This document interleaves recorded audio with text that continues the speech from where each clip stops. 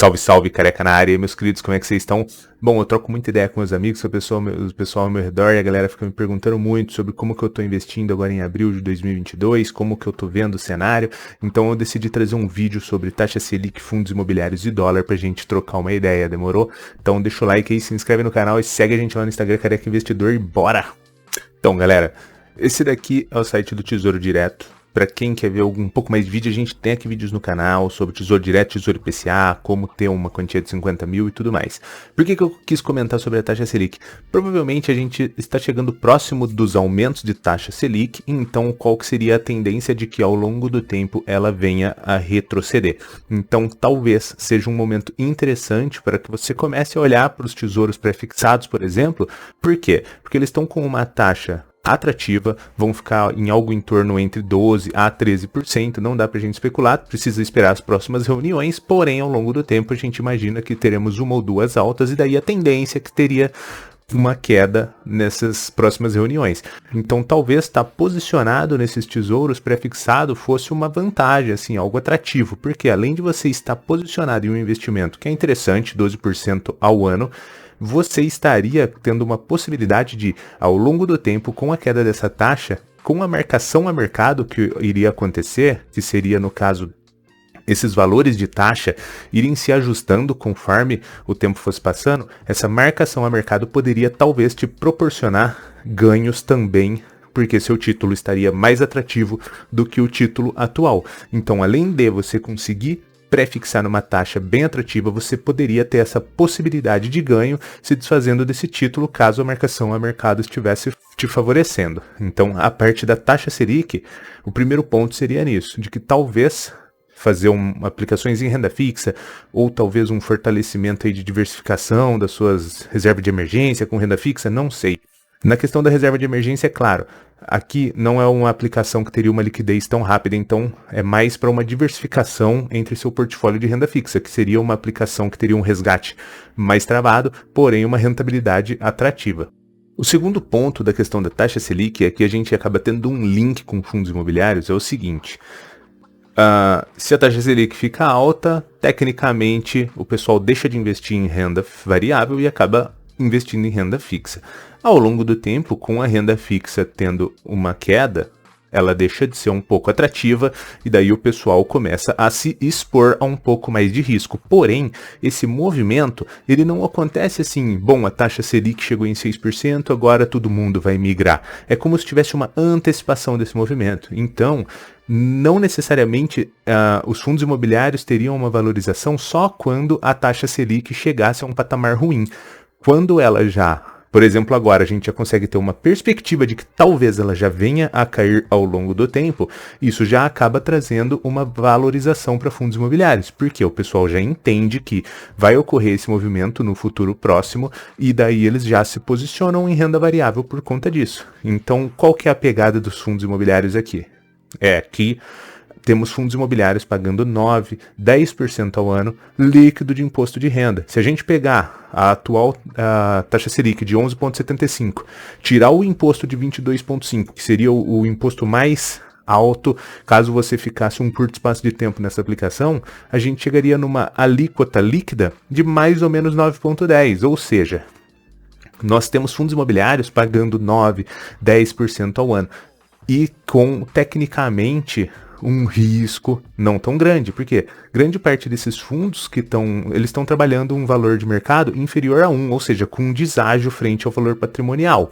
Mas, como a gente já falou em alguns outros vídeos aqui, não se leve só por esse ponto. Por quê? Isso é uma precificação do passado, em novas avaliações isso pode mudar, isso é apenas um norte para você tomar decisão. E a questão do dividend yield também, que é o quê? A parte dos lucros que são distribuídas para você, esse 8,86 aqui, ele também pode mudar. Nada impede de que possa ter também um aumento ou uma queda. No caso aqui a gente consegue acompanhar, 0,50, 0,45, 0,54. Então, esses valores mudam. Por quê? São aluguéis. Então, ocorre ali, às vezes, inadimplência, ocorre um reajuste positivo, tem uma vacância, perde algum locatário. Então, acontecem essas coisas. Então você não pode levar um valor de dividend yield ou um valor de preço-valor patrimonial como algo extremamente correto, mas é um norte. Então o que a gente consegue ver aqui? Que hoje em dia nós temos grandes oportunidades, talvez, de fundos imobiliários. É claro que você tem que avaliar ele de uma forma correta, ver a questão de locatário, ver a questão de vacância, ver a questão de preço-valor patrimonial, verificar não só quantidade de ativos, mas qualidade de ativos, qualidade de locatários, todo esse contexto. Mas temos oportunidades que têm bons fundamentos e estão pagando taxas entre 9% a 10%. E por que isso seria atrativo? Em uma possibilidade de queda futura, o recurso começa a ser direcionado para a renda variável e, como eu falei, não só lá na frente, ocorre uma antecipação desse movimento. Então, a tendência seria o quê? Que, como os fundos imobiliários estão atrativos, eles tivessem um aumento de cota. Por quê? Digamos que a taxa Selic comece a cair, chega a 7%, 8% ao longo do tempo. Lá nesse momento, os fundos imobiliários já estariam meio que ajustados. Porém, hoje a gente tem a possibilidade de comprar 9%, 10%. Ou seja, se a gente investir com uma antecipação cíclica, a gente vai fazer bons investimentos, pegar um yield atrativo, recebendo 9% a 10%. Quando chegar lá na frente, nossas cotas já vão ter tido uma valorização. Por quê? Porque pessoas vão também investir em fundos imobiliários por estarem pagando um dividendo atrativo e isento de imposto. E lá na frente, por mais que talvez a nossa cota suba e a gente veja que o nosso dividend yield reduziu, a gente vai ter um dividend yield on cost, ou seja, sobre um custo de aquisição ainda garantido. Por exemplo, se você compra uma cota de BCFF a 68, você está tendo um dividend yield atual de 8,86. Digamos que nada mude na questão dos pagamentos de dividendo dele. Ele continue pagando normalmente, porém, essa cota suba para 80. Você concorda que o dividend yield vai cair, correto? Correto. Porém, o seu dividend on cost, ou seja, sobre o custo de aquisição, ainda vai ser 8,86, porque você pagou 68 e não 80. Então, você vai ter um ganho de capital aqui sobre a cota e ainda vai ter essa manutenção de dividendo. Aí você vê no futuro se faz sentido ou não se desfazer das cotas ou mantê-las. Mas a questão dos fundos imobiliários, e aqui não é só sobre o BCFF, nós temos outras opções, vamos, por exemplo, MXRF, que o pessoal gosta bastante também. Ó, tá com um yield de 10,47. Então, assim, são talvez oportunidades para olhar o cenário de fundos imobiliários com uma forma mais interessante, de que possam vir a ser oportunidades. Então, possuímos muitos fundos imobiliários com fundamentos interessantes e dividend yield atrativo. E ao longo do tempo ainda, por conta desse movimento, trariam um aumento de precificação nas cotas. Então, além de uma boa rentabilidade de recebimento de dividendos, você estaria exposto a um ganho de capital. Então, a pegada dos fundos imobiliários com a Selic era meio que... E a outra parte, que seria a parte do dólar, também não é porque eu vou mostrar Facebook, Netflix, que sejam indicações. Só estou utilizando como um exemplo. A parte do dólar é o porquê também. Então, estamos tendo uma queda de dólar, está 4,7, 4,77, algo assim.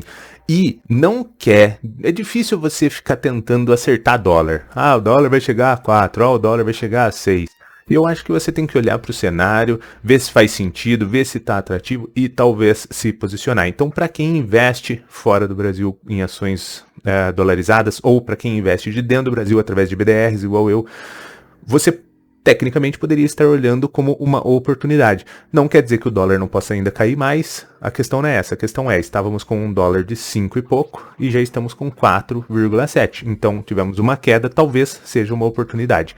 No caso de Netflix e Facebook, eu tenho posições nele, montei com essa recente queda, a gente consegue ver que eles chegaram a 71,50, estão sendo cotados a 34, questão do Facebook, e a questão de Netflix, vamos ver como que está aqui. A questão de Netflix chegou a ser cotada a 77,97 e está em 33,47. Ou seja, além de as empresas terem tido uma queda, não por causa do dólar somente, uma questão de queda por questão de resultados e tudo mais, aí tem a questão do dólar também, que por ser uma ação listada em bolsa fora, a quem compra através de BDRs é o quê? É uma ação que ela é negociada aqui de dentro do Brasil, é uma ação do exterior negociada daqui de dentro. Então você tem uma exposição tanto ao resultado da empresa, seja ele positivo ou negativo, quanto a um resultado cambial. Então aqui ambas tiveram uma queda, principalmente por conta dos resultados passados que foram entregados e conforme também o dólar esteja tendo uma queda, elas estão também perdendo um pouco nas cotações.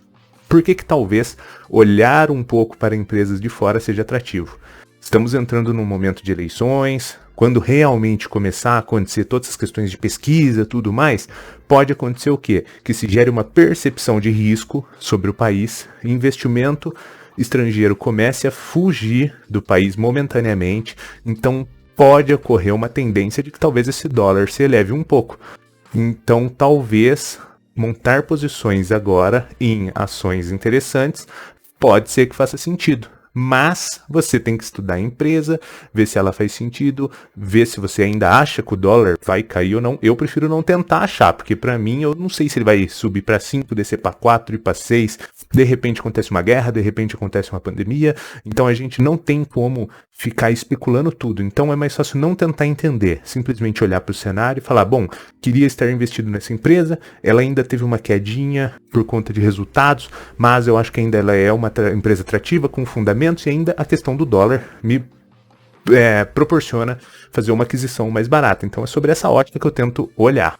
Bom, eu espero que tenha feito sentido para vocês, então a questão do vídeo era só essa, mostrar mais ou menos o que eu estou olhando, como que talvez eu esteja investindo. Então, na minha questão, meus aportes, eu olho para essa questão dos pré-fixados, as questões de fundos imobiliários, que eu penso numa questão de receber um yield atrativo e mais uma possibilidade de ganho de capital sobre a cota, e a questão também das ações do exterior, em comprar boas empresas que realmente são disruptivas no mercado, que estão talvez com uma precificação reduzida por resultados não tão atrativos, porém com ainda fundamentos sólidos, e por conta da queda do dólar e que talvez venha a se elevar um pouco no momento de eleições, então talvez possa ser oportunidades para estar aumentando posições em ações fora do Brasil ou através de ETFs ou BDRs daqui de dentro em posições